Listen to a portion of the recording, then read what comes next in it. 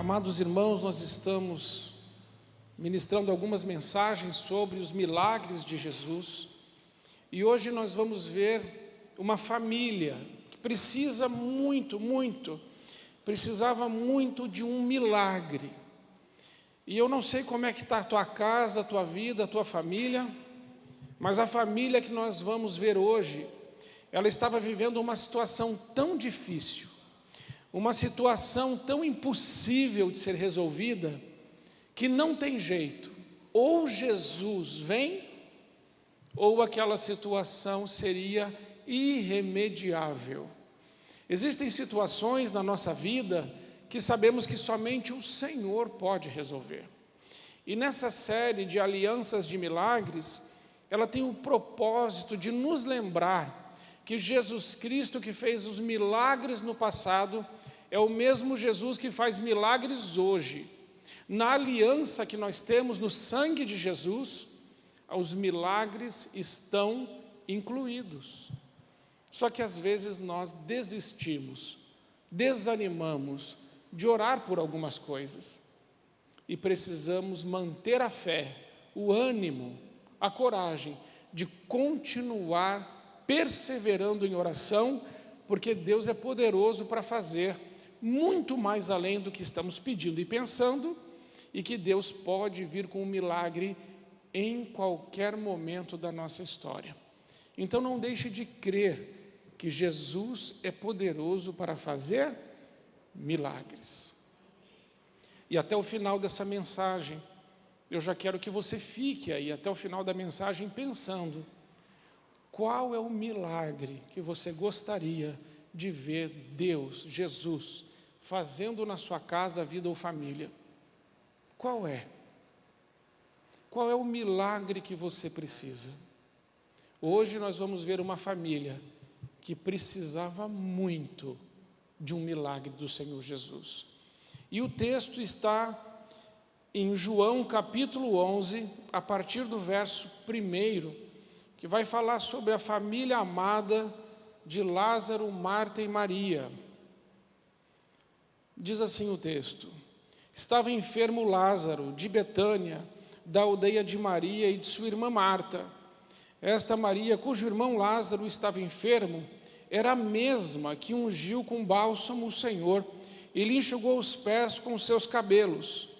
Mandaram, pois, as irmãs de Lázaro dizer a Jesus: Senhor, está enfermo aquele a quem amas. Ao receber a notícia, disse Jesus: esta enfermidade não é para a morte, e sim para a glória de Deus, a fim de que o Filho de Deus seja por ela glorificado. Ora, amava Jesus a Marta e a sua irmã e a Lázaro. Quando, pois, soube que Lázaro estava doente, ainda se demorou 2 dias do lugar onde estava. Depois disse aos seus discípulos: vamos outra vez para a Judeia. Disseram-lhe os discípulos: Mestre, ainda agora os judeus procuravam apedrejar-te e voltas para lá? Respondeu Jesus: não são 12 horas do dia? Se alguém andar de dia não tropeça, porque vê a luz deste mundo. Mas se andar de noite tropeça, porque nele não há luz. Isto dizia, depois lhes acrescentou: nosso amigo Lázaro adormeceu, mas vou para despertá-lo. Disseram-lhe, pois, os discípulos: Senhor, se dorme, estará salvo. Jesus, porém, falara com respeito à morte de Lázaro, mas eles supunham que estivesse falando do repouso do sono. Então Jesus lhes disse claramente: Lázaro morreu, e por vossa causa me alegro de que lá não estivesse, para que possais crer, mas vamos ter com ele. Então Tomé, chamado Dídimo, disse aos condiscípulos: vamos também nós para morrermos com ele. Chegando Jesus, encontrou Lázaro já sepultado havia 4 dias. Ora, Betânia estava a cerca de 15 estádios perto de Jerusalém. Muitos dentre os judeus tinham vindo ter com Marta e Maria para consolar a respeito do seu irmão. Marta, quando soube que vinha Jesus, saiu ao seu encontro. Maria, porém, ficou sentada em casa. Disse, pois, Marta a Jesus: Senhor, se estiveras aqui, não teria morrido o meu irmão. Mas também sei que mesmo agora, tudo o que pedires a Deus, Deus te concederá. Declarou-lhe Jesus: teu irmão há de ressurgir. Eu sei, replicou Marta, que ele há de ressurgir na ressurreição no último dia.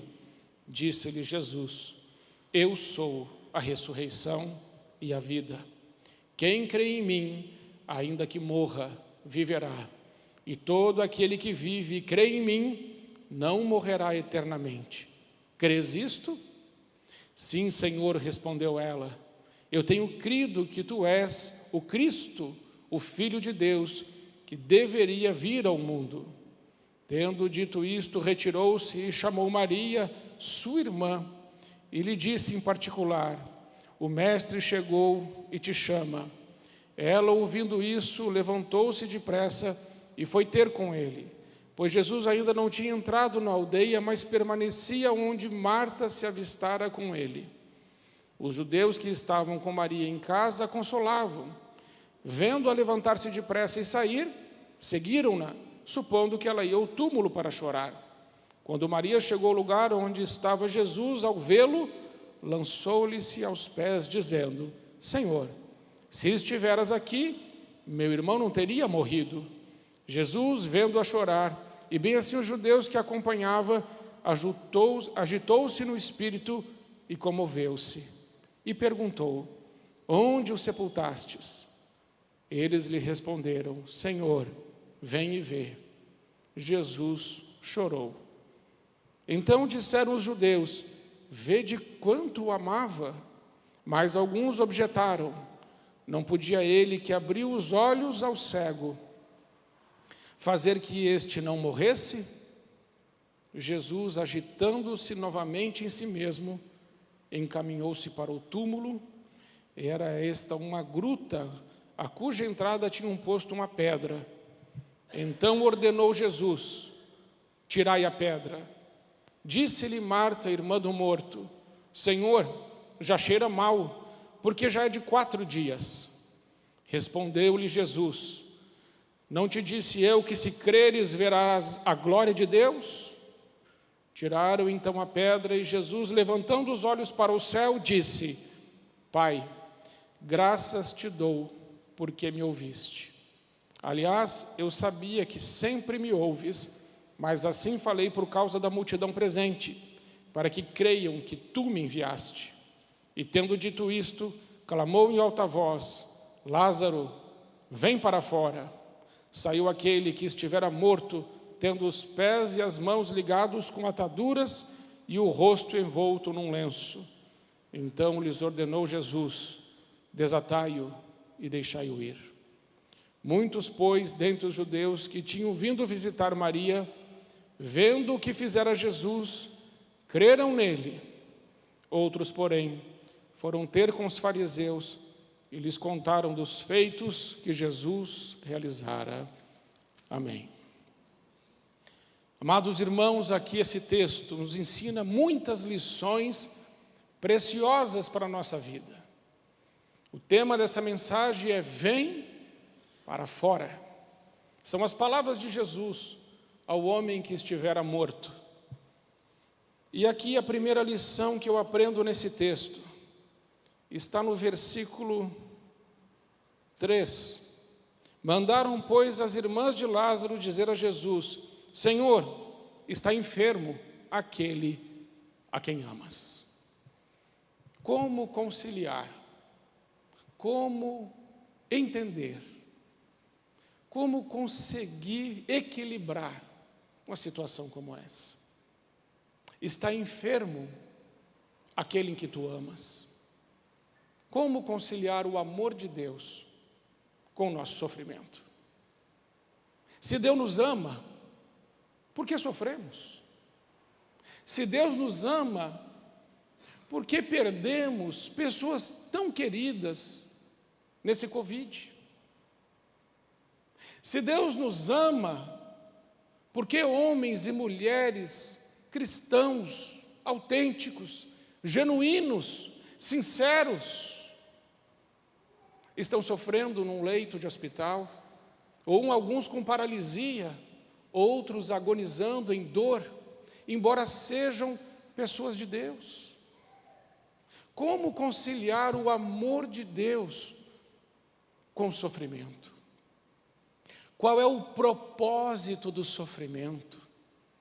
Qual é o propósito da dor?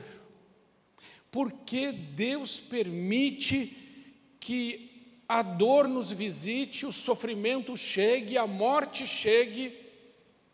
Por que essas coisas acontecem?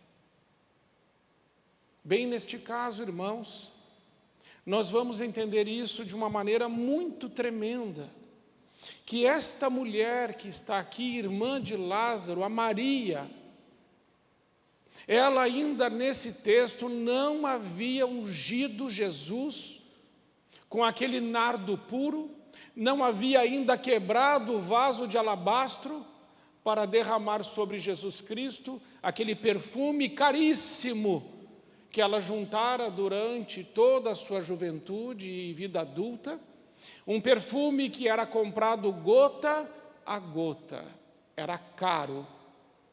Esse perfume valia, que ela quebrou, em outro texto a gente vê isso, valia o salário de um ano inteiro. Imagine você trabalhar um ano inteiro e dar todo esse dinheiro para comprar um perfume.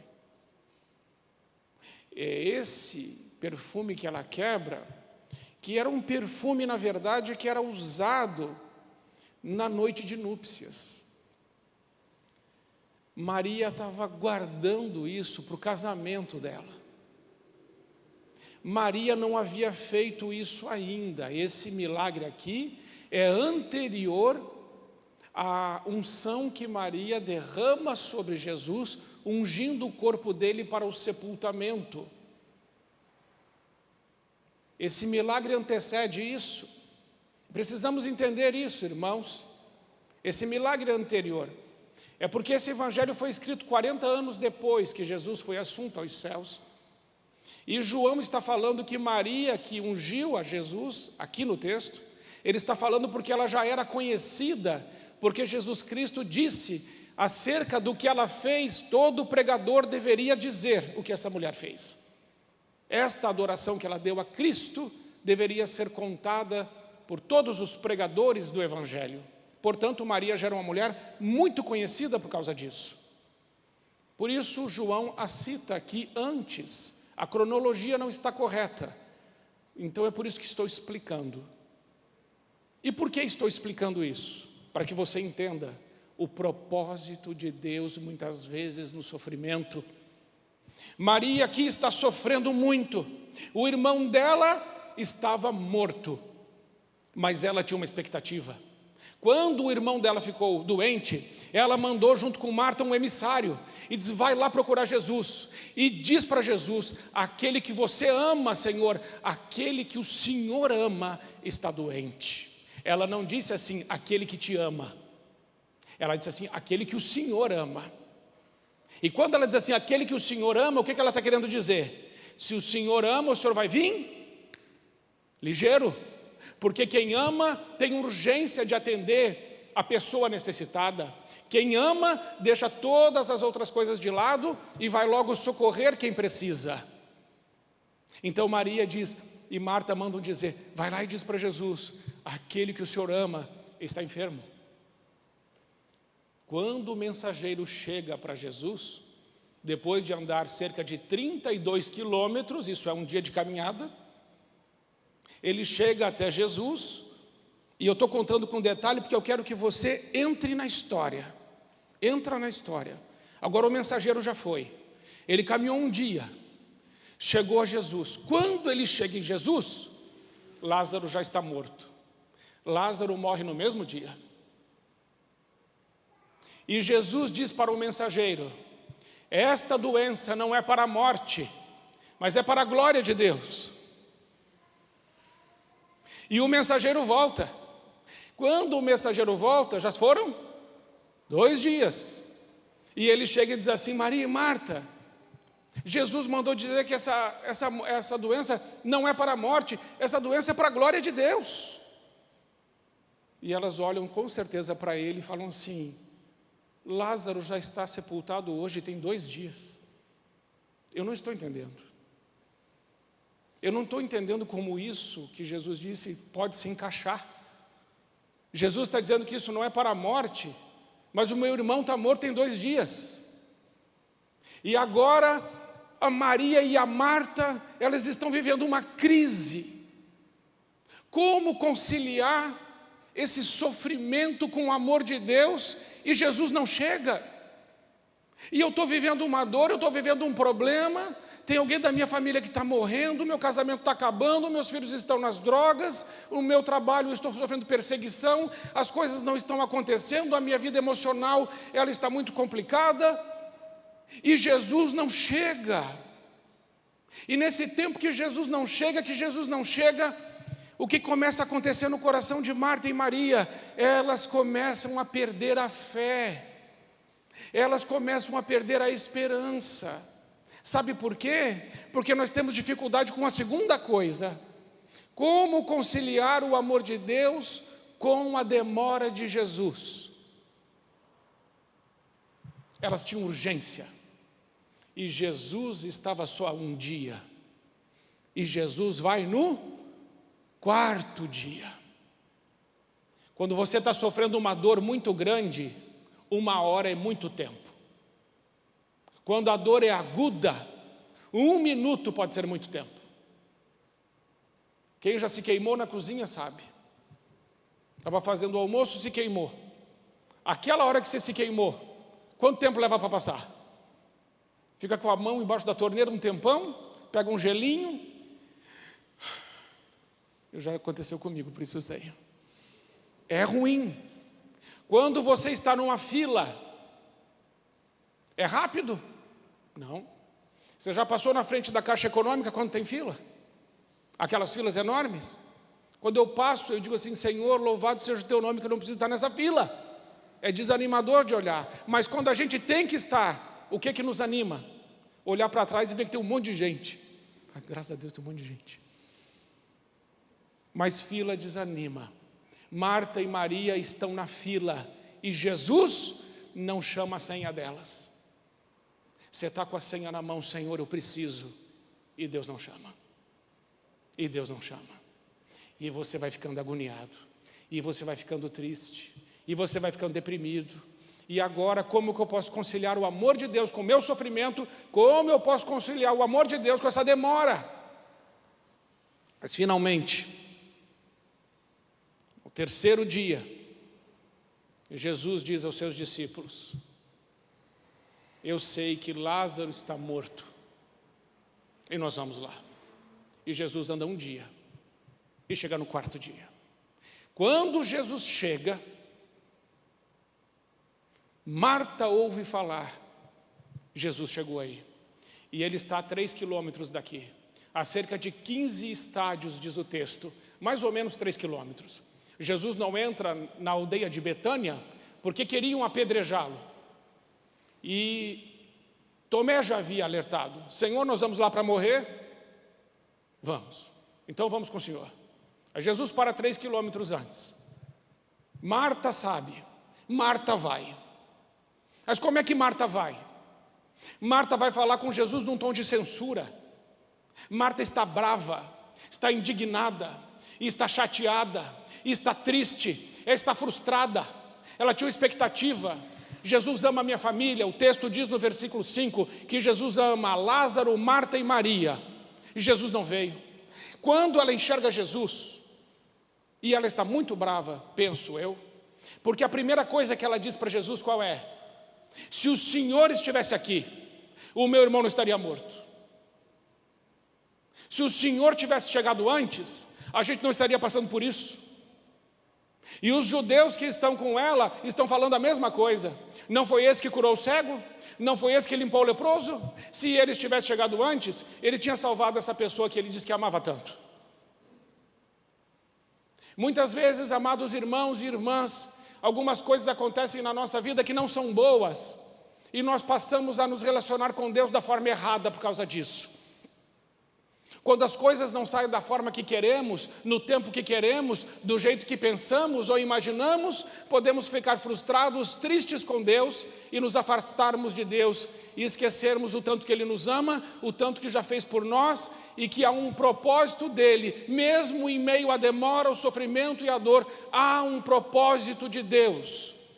O fato de Deus nos amar não significa que nós não passaremos por sofrimento, que nós não ficaremos doentes, que nós não perderemos emprego, que não teremos problemas. O fato de Deus nos amar não nos deixa imunes. Até porque, quando olhamos para o Filho de Deus, Jesus, vemos que o sofrimento de Cristo, lá no jardim do Getsêmani, quando chorou por nós, intercedeu por nós, e suou gotas de sangue, porque estava sendo espremido por causa dos nossos pecados e das nossas iniquidades, a Bíblia diz que a Deus agradou moê-lo. Há um propósito de Deus no sofrimento. O propósito de Deus no sofrimento de Jesus foi te dar e me dar a vida eterna. O propósito de Deus no sofrimento de Jesus foi nos passar do inferno para o céu, da morte para a vida, das trevas para a luz, do desespero para a esperança, da orfandade para sermos chamados filhos de Deus. Hebreus capítulo 5, versículo 8 diz: Jesus aprendeu por meio daquilo que Ele sofreu. Não existe aprendizado sem sofrimento. E o que Maria aprendeu? E o que Marta aprendeu? Bem, Marta aprende uma lição preciosa com Jesus. Quando ela chega e diz assim: Senhor, se o Senhor tivesse chegado antes, meu irmão não teria morrido. Isso é versículo 32. Quando, antes, versículo 20. Marta, quando soube que vinha Jesus, versículo 20, saiu ao seu encontro. Maria, porém, ficou sentada em casa. Uma ficou emburrada e foi correndo falar. A outra ficou emburrada e ficou em casa. Antes de Jesus ter que ressuscitar Lázaro, Ele precisa ressuscitar primeiro as duas irmãs de Lázaro, que estão mortas em sua incredulidade. Marta, quando soube, Jesus saiu ao seu encontro. Maria, porém, ficou sentada em casa. Disse, pois, Marta a Jesus: se o Senhor estivesse aqui. Ela não deu nem bom dia. Ela não disse: que bom que o Senhor chegou. Ela não disse nem assim: seja bem-vindo, Senhor Jesus. Ela disse assim: se o Senhor estivesse aqui, meu irmão não teria morrido. Mas também sei que mesmo agora, tudo que pedires a Deus, Deus te concederá. Declarou-lhe Jesus: teu irmão há de ressurgir. Eu sei que ele há de ressurgir na ressurreição do último dia. O sofrimento não estava ensinando nada para Marta. A dor não estava ensinando nada para Marta. Por quê? Porque quando Jesus chega, ela disse assim: se o Senhor estivesse aqui, o meu irmão não teria morrido. Mas eu sei que o Senhor pode todas as coisas. E Jesus diz assim: o teu irmão vai ressurgir. Ela diz assim: eu sei, ele vai ressurgir no último dia. A teologia de Marta está errada, irmãos. A teologia de Marta está completamente errada. E a sua e a minha pode estar também. Jesus chegou e ela disse assim: se o Senhor tivesse chegado, estava resolvido. Mas o Senhor chegou agora, eu sei que meu irmão vai ressuscitar no último dia. E Jesus falou para ela assim: Marta, para com isso. Eu sou a ressurreição e a vida. Aquele que crê em mim nunca morrerá. Eu vou ressuscitar o teu irmão hoje. E ele ensinou uma coisa para Marta: eu não sou o Deus do ontem, eu não sou só o Deus do ontem, nem só o Deus da manhã, eu sou o Deus do hoje. Jesus Cristo é o mesmo ontem, hoje e será eternamente. Ele é poderoso para fazer o milagre agora mesmo. Mas Marta jogou Jesus para o passado e Marta jogou Jesus para o futuro e não o trouxe para o presente. Se você precisa de um milagre, não jogue Deus para o seu passado e nem para o Deus para o seu futuro. Diga para o Deus Todo-Poderoso: Senhor, eu sei que o Senhor pode fazer um milagre na minha vida agora. Ainda que eu esteja clamando há tempo e o Senhor ainda não chegou, e ainda que eu esteja sofrendo e o Senhor não veio, e eu não estou conseguindo conciliar o amor do Senhor com o meu sofrimento, e não estou conseguindo conciliar a demora do Senhor com o meu sofrimento, ainda assim, Eu creio no Senhor. O Senhor pode fazer. Então Jesus diz para ela: eu sou a ressurreição e a vida. Quem crê em mim, ainda que morra, viverá. E todo o que vive e crê em mim não morrerá eternamente. Crês isto? Sim, Senhor, respondeu ela. Eu tenho crido. Você acha que ela entendeu? Não. Não. Ela não entendeu. Irmãos, é incrível. Mas ela ainda não entendeu. Ela vai entender aqui, ó. Versículo 39, Jesus disse: tirai a pedra. Disse-lhe Marta, irmã do morto. Isso é o versículo 39. Senhor, já cheira mal, porque já é de 4 dias. Respondeu Jesus: não te disse eu, que se creres verá a glória de Deus? Entendeu? Jesus disse para ela: eu não sou o Deus do ontem, não sou só o Deus do amanhã, eu sou o Deus do hoje. Marta, eu posso fazer agora. Ela diz assim: Senhor, eu creio. Creio nada. Jesus chega lá e diz assim: tirem a pedra. Ela diz assim: Senhor, tem 4 dias já, está cheirando mal, isso aí não tem mais jeito não. É o que ela está querendo dizer. O senhor deve estar ficando doido. Isso aí não tem mais quem resolva. Talvez haja uma situação na sua vida que você esteja assim. Nem Deus resolve. Não há mais o que resolva essa situação. E aí Jesus disse assim para ela: eu já não te disse, Marta, que se você crer, você verá a glória de Deus? Tire a pedra. Tire a pedra da tua incredulidade. Que Deus nos ajude a tirar nossas pedras de incredulidade, as nossas pedras de falta de fé, as nossas pedras de comodismo, as nossas pedras da conveniência, porque muitas vezes vivemos mais pelo conveniente do que pela convicção, vivemos mais pela realidade dos nossos olhos do que a fé do sobrenatural. E Jesus diz: tirem a pedra.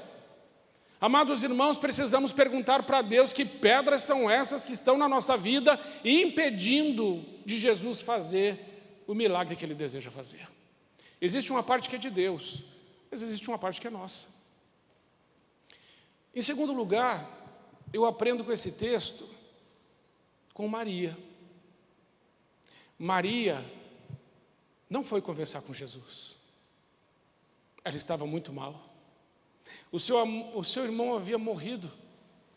E Maria tem um outro temperamento diferente do de Marta. Ela se fechou. Ela ficou sentada, triste. Sua irmã foi, ela ficou: não vou falar com Jesus. Mas daí Jesus diz assim algo interessante. Você viu que Jesus fala no texto? Ele fala assim para Marta. Versículo 28.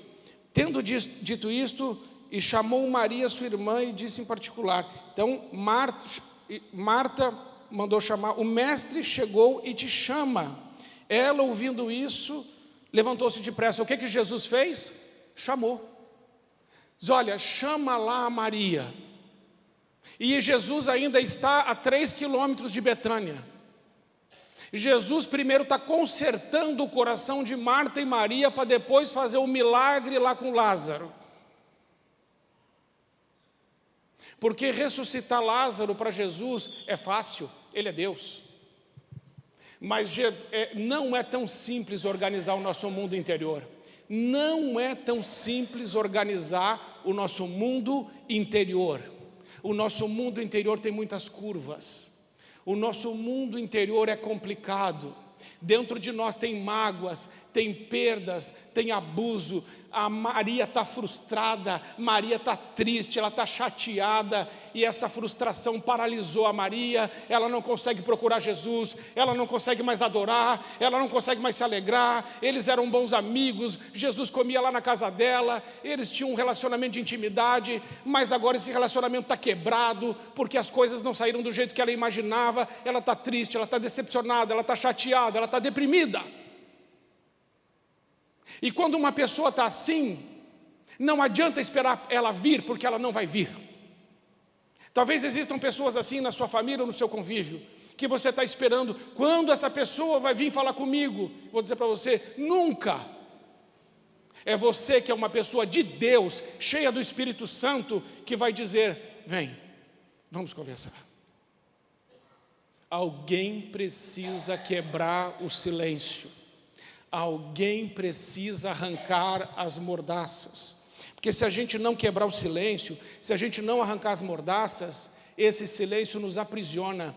E esse silêncio impede Deus de fazer o milagre que Ele deseja fazer.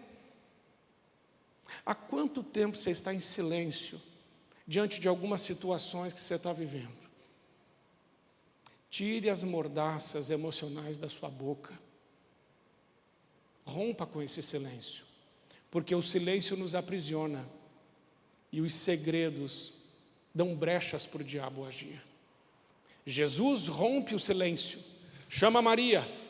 Quem é maduro quebra o silêncio. Quem é maduro vai até o outro. Quem é maduro tem uma palavra de Deus. Quem é maduro perdoa, tem compaixão e misericórdia. Quem é maduro não é egoísta, não é egocêntrico, não é hedonista, mas coloca Deus no centro.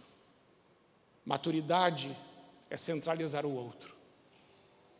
Muito bem, Deus chama Maria. Maria vem. E a primeira coisa que ela vai dizer para Jesus é a mesma coisa que a irmã disse. Senhor, se o Senhor tivesse estado aqui, meu irmão não teria morrido. Jesus não diz nada. Ele não responde. A resposta de Jesus para Maria é o seu silêncio. Sabe o que Jesus fez? Diante da dor de Maria, o que Jesus fez? Ele chorou. Ele chorou. Sabe, irmãos, a cura de algumas pessoas que estão perto de nós vão acontecer quando a gente der um abraço nelas e só chorar junto. Porque as palavras, às vezes, não vão adiantar de absolutamente nada. A palavra de Deus diz, chorai com os que choram. Fácil? Não. Porque quando você pensa em conversar com a pessoa, tem palavra para dar para a pessoa? Não. O que ela fez machucou tanto, o que ela fez magoou tanto, a indiferença dela, tudo o que aconteceu. O que te resta? Um abraço e lágrimas. Isso restaura. Então Jesus vai. E Jesus ressuscita Lázaro. O que acontece com Maria? Irmãos, o que acontece com Maria é que Maria agora se transforma numa outra mulher. E ela vai dar aquela adoração que Jesus vai dizer que a adoração dela deve ser pregada por todo pregador. O que aquela mulher fez? Foi esta mulher, Maria. Onde o sofrimento levou Maria? O sofrimento levou Maria à adoração que Deus deseja. Portanto, o teu sofrimento pavimenta a estrada da adoração. O teu sofrimento pavimenta a estrada da adoração. Para que serve o sofrimento? Para entregarmos a Deus uma adoração que o agrada em espírito e em verdade. Maria entregou essa adoração porque ela era muito grata a Deus por tudo quanto Ele fez por ela. Você é grato a Deus por tudo quanto Ele tem feito por você? O teu sofrimento tem propósito. E o propósito do teu sofrimento, do meu sofrimento e da demora de Deus é que possamos adorá-lo de uma forma em que nada mais importe. E uma semana antes, talvez uns 4, 5 dias antes de Jesus ir para a cruz, é que Jesus vai na aldeia de Novo de Betânia, na casa de Lázaro, ressurreto, de Maria e de Marta, e ele vai jantar lá. E ele escolheu aquela casa, essa aqui, para fazer uma das suas últimas refeições. Como ele amava essa família.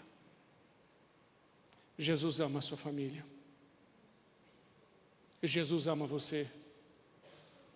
E se você tem alguma dor, alguma ferida, uma história que não foi resolvida, se você não está conseguindo conciliar o teu sofrimento com o amor de Deus, e nem a demora com o amor de Deus, essa história explica que há um propósito maior. E qual é o propósito? O propósito era a ressurreição de Lázaro. Porque a palavra de Deus vai dizer que depois que Jesus ressuscita Lázaro, muitas pessoas passam a crer nele por causa deste milagre. O milagre não tem um fim em si mesmo. O milagre é para a glória de Deus. Quando Deus fizer um milagre na sua vida, na sua família, o propósito desse milagre é que muitas pessoas vendo isso, glorifiquem ao Senhor Jesus que está no céu e digam: Deus existe, Ele é bom, Ele age, Ele ama. É para isso que é o milagre. Ele não tem um fim em si. O milagre é pedagógico. O milagre nos ensina e ensina a outros. Bem, Lázaro ressuscita. E a última lição que eu aprendo nesse texto é que Lázaro sai todo atado com um lenço no rosto. O que isso significa? Significa que Lázaro agora está vivo, mas está todo atado. E Jesus diz: desatai-o. O que eu aprendo? Não adianta estar vivo se você está todo atado. Não adianta estar vivo se você não é livre. Não adianta estar vivo se você está cheio de bandagens, de tanta ferida, de tanta dor, de tanta mágoa, de tanta perda, de tanta tristeza, de tanta decepção e desilusão. Não adianta estar vivo desse jeito. É necessário uma palavra de Jesus sobre nossa vida: desatai-o, tire as faixas, fique livre. Viva uma vida maiúscula, viva uma vida superlativa, viva uma vida que glorifique, que honre e exalte o nome do nosso Deus, viva uma vida digna de ser vivida, viva uma vida digna do sacrifício de Jesus.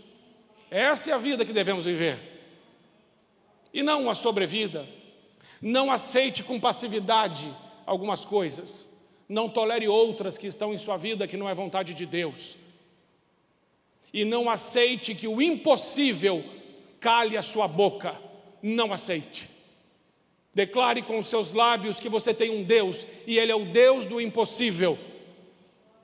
O anjo Gabriel disse a Maria: não se preocupe, Maria, tudo é possível àquele que crê.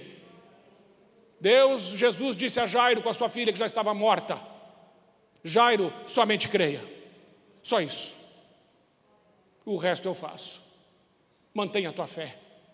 Não permita que o sofrimento e nem a demora de Deus roubem a fé de dentro do seu coração.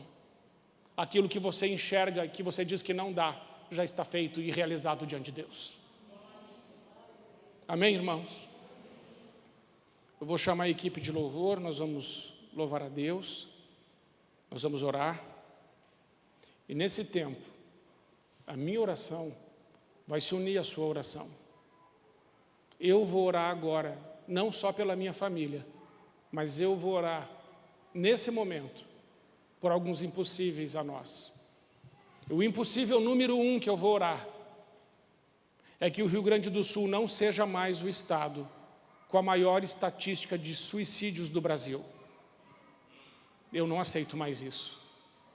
Jesus disse: eu sou a ressurreição e a vida. Esse estado não será mais marcado pela morte, em nome de Jesus. Eu vou orar também pela expansão do Evangelho, porque o Rio Grande do Sul é o estado que menos o Evangelho se expande no Brasil. Mas eu vou orar por isso.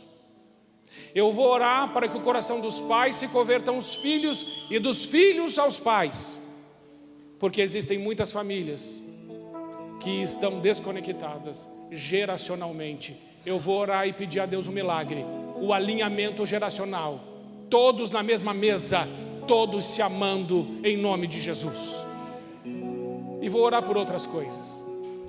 Esses são os meus pedidos a Deus. Eu quero esses milagres, e eu creio que Deus também quer isso. E você? O que você vai colocar diante de Deus? Marta e Maria estavam perdidas no meio do sofrimento, não sabiam nem o que fazer. Mas você sabe. E por causa da história delas, você sabe que você pode agora entrar nos santos dos santos, pelo sangue de Jesus, pedir socorro e pedir uma intervenção do alto em favor da sua vida e da sua família. Portanto, por favor, não fique passivo. Não se intimide. Não deixe que a sua razão diga o que pode ou não acontecer. Sabe por quê, irmãos? Porque quando Jesus estava diante da tumba de Lázaro, e ele disse assim: tirai a pedra, todas as pessoas que estavam lá com ele olharam para dentro da tumba, para dentro da caverna. Mas o texto diz que Jesus não. O texto diz diferente.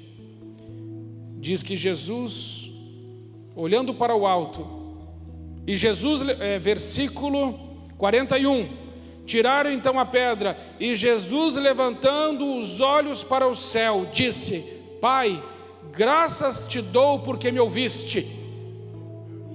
Quando Jesus mandou tirar aquela pedra, ninguém olhou para o alto, todo mundo olhou para dentro daquela caverna onde Lázaro estava morto. O único que não olhou para dentro da caverna foi Jesus. Ele olhou para o alto e disse assim: Pai, o Senhor pode fazer. Para de olhar para essa caverna maldita de morte e começa a olhar para o Deus Todo-Poderoso da glória e diga assim: Pai, eu sei que o Senhor me ouve, e que o mesmo Deus que fez milagres no passado pode fazer hoje, pode fazer agora, porque Ele tem todo o poder, domínio, governo e autoridade. Amém, irmãos? Vamos ficar em pé. E eu quero que você deixe o seu lugar agora. Nós vamos ocupar o altar, cuidando com um pouco do espaço. Vou pedir que vocês que vierem primeiro cheguem mais à frente para a gente orar. Traz o seu pedido. Qual o milagre? Qual é a situação? Vem. Não vai caber todo mundo. Eu peço que quem tem as causas mais urgentes deixem os seus lugares, e depois os outros irmãos podem vir. Quem tem as causas mais urgentes, vem primeiro, e os outros irmãos vêm depois, e nós vamos aqui orando juntos, vamos pedir um milagre de Deus. E no meio desse louvor, nós vamos adorar a Deus, e no meio desse louvor, nós vamos clamar a Deus. A palavra de Deus diz que Ele habita no meio dos louvores do seu povo. Enquanto estivermos louvando, Deus está no meio de nós. Ele é poderoso para agir. Então podem vir. Se alguém mais quiser vir, ainda há espaço. Deixe o seu lugar e venha orar pelo milagre que o Espírito Santo já falou ao seu coração que é possível. Faça esse movimento. Deixe o seu lugar em nome de Jesus. Amados irmãos, não sei você, mas eu estou me sentindo melhor. Nós temos tantas coisas, tantas questões, mas quando nós nos achegamos na presença do nosso Pai, as coisas começam a melhorar. A ansiedade vai embora, os problemas se dissolvem, porque Ele é Senhor. E basta uma palavra dEle e a nossa realidade muda. Uma palavra. Pai querido, nós queremos agradecer ao Senhor. Só agradecer. Porque, Senhor, se nós pudéssemos medir, sentir todo o Teu amor por nós, nós andaríamos de joelhos o resto da vida. Porque é tão grande, é tão sublime, é tão real.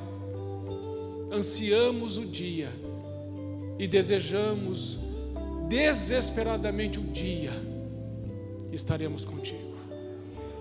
Mas até lá, Senhor, até lá, mantenha cada um de nós em pé, firmes no Senhor, convictos que o Senhor não falha, determinados a viver vidas que exaltam o Teu nome. Pai, nós Te agradecemos por essa noite e consideramos todos os nossos pedidos como realizados por Ti. Descansamos em Ti. Agora que o amor de Deus, o nosso Pai, a graça do nosso Senhor Jesus Cristo e as eternas consolações do Espírito Santo de Deus estejam com você, com a sua família e com toda a igreja de Jesus Cristo, espalhada sobre toda a face da terra.